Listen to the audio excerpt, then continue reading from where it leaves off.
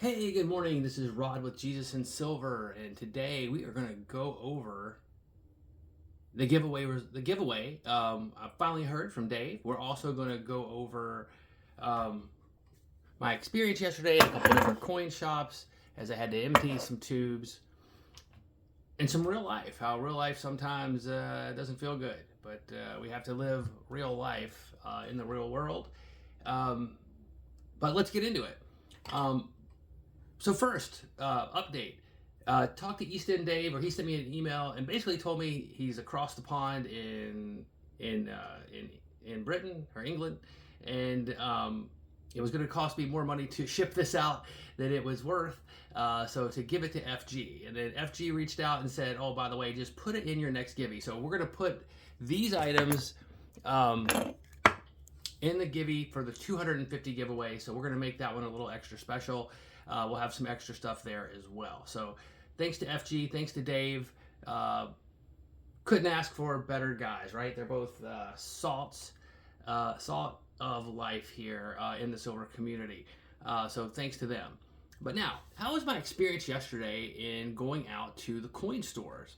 So I have a guy that he's kind of a retired coin shop owner, but he's also um, kind of like a mini wholesaler to me anyway.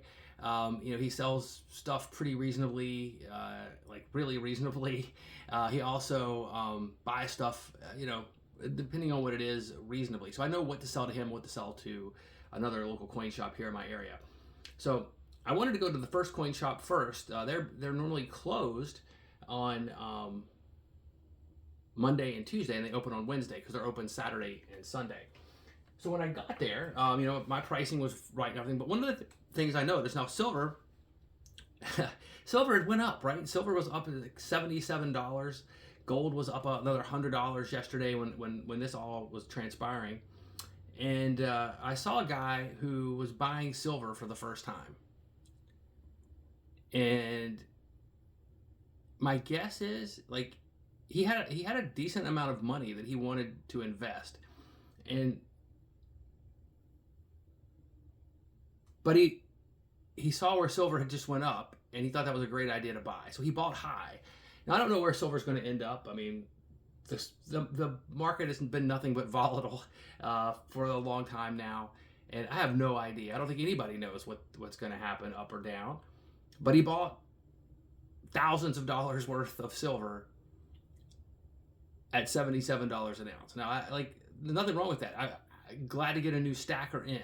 But the coin shop guy told me after the fact, he said he'll be the first guy coming back to sell. Because as soon as it goes down, he's the type of guy that's going to be not interested anymore. Um, and he's going to lose some money, and he'll be mad, and he's going to hate silver. And I feel like I hear that story a lot on a lot of these channels from a lot of the coin dealers. But I actually saw it in real time. My philosophy is different. I'm going to buy and sell silver as an emergency fund. And I'm very thankful. I bought a lot of my silver last year when the prices were really, really good, in the 30s. And I've got silver that I paid a lot more for. I've got silver that I paid in the hundreds for when it was high, but I was buying onesie, twosies at a time, not tubes and tubes and tubes. I bought my tubes early in the adventure, right? So, not that I'm smarter than anyone else. For me, it's a cost factor.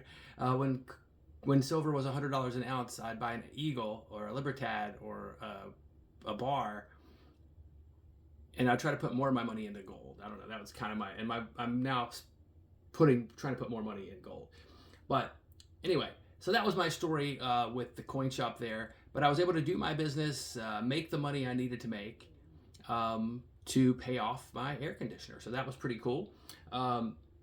The other problem I had, though, is my second guy. The one guy gives me cash, which also is kind of a problem because I don't have a local bank that I deal with. I have a credit union that's in a different state, so everything's mobile deposit. So I have a way to kind of get around that with a relative that'll write me a check.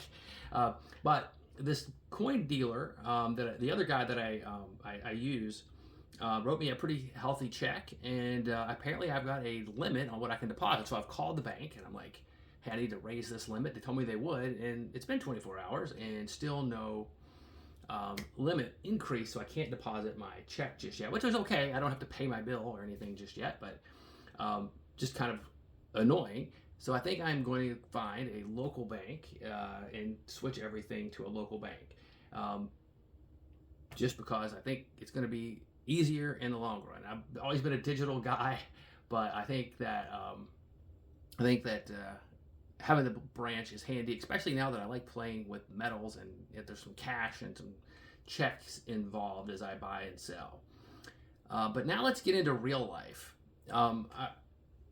I want to get into the real life here a little bit, and this one's a little bit tough. And this is one of the reasons I'm probably not going to be on camera today, right now. But let's talk about Rooney here. This is my dog, Rooney. And this looks just like Rooney when Rooney was about 2-3 years old. Rooney's a lot older now. Rooney is 12 and a half, and about when he was 7, so about 5 years ago, he was diagnosed with a disease called Addison's disease. We thought he had cancer. I mean, he'd stopped eating, was in a lot of pain. And my wife's a nurse, and so she kind of made a recommendation to the vet to check for something called Addison's disease, and they did, and they found out he wasn't producing steroids in his body. So literally, they gave him a shot. His lights came back on. Like, we thought we were going to lose him at 5.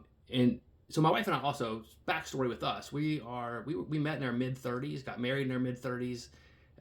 We don't have kids, and so our dog, Rooney here, Mr. Rooney, is our kind of like our child to us. But, and he was with us. We went on a lot of vacations, a lot of trips, a lot of things. Well, they gave him the shot of steroids, his lights came on, and every day we just give him a little dose of prednisone, which is a steroid that helps him live. And he's lived with that, and really the only thing difference in him getting that steroid is he can live, because he can't live without it. But the other thing is his hair's changed. You know, he's a Boston Terrier, so he's supposed to be slick, and he always had a beautiful slick coat. He's red colored, so he was red and some white. Now he's really fuzzy. He looks kind of like a guinea pig or something. I don't know, but that was the only change physically that we noticed from him, and everything else was fine. He played, he loved life, he ate, he slept, he did all the things he normally would do, because he wasn't doing those things when we had the Addison's, when we were trying to figure out what it was. He stopped eating, he was in pain, you touched him, he screamed, like something really, really bad. So then, a couple years later, I took him in for an ear infection, and the vet says, oh yeah, by the way, he's got a heart issue. So we did a cardio workup on him. Yeah, imagine that, but we did. And so basically he's on a little heart pill every single day. But then he had an eye ulcer, and we discovered that he now has diabetes. So that's been for the last 3 years. So in the last 3 years, my wife and I thankfully now both work from home, and he's spent the last 5.5 years by one of our sides every single day. But these last 3 years specifically, he's had diabetes. And so that means every 12 hours, we have to give him a shot of insulin, and we have to feed him, and it's got to be regulated. And it literally does have to be every 12 hours to keep him regulated. Our vet was like, well, he may have like a year left after that. Well, my wife being the nurse at heart and an amazing caregiver, and also me having to like learn how to give shots and do things I never thought I would do. But my wife is the primary caregiver there, right? So we literally have had to kind of live our life around his schedule. So, and that's 4 o'clock in the morning for the first shot and feeding, 4 o'clock in the afternoon, second feeding. And we can be an hour window here or there, but if his diabetes gets too high, if his sugar gets too high, it can cause a lot of bad things. And so we've tried to maintain it, and we've done a really good job. Our vet's just blown away at how well he is. Over the course of these 3 years, he's developed cataracts, because that's what the diabetes does, and it expedites it. So now we feel like over the course of the last few months, he's completely blind, because now he's bumping into things, and he's scared of kind of his shadow, and he definitely wants to, he's a little more clingy than us than we've ever noticed. Not that he wasn't clingy before, but it's different now, And now the playing and fun is not as, there's not playing and fun anymore. He plays a little. He chases around a laser pen, and barks and screams at it, but now I can do it and just tell him to get it, and I don't even have to shine the light, and he's still spinning and yelling at it. So we have made the decision after talking to a couple of vets that here within the next week we're gonna have someone come to his house, and we're gonna have to put him to sleep. So I'm very sad about that, but that's real life.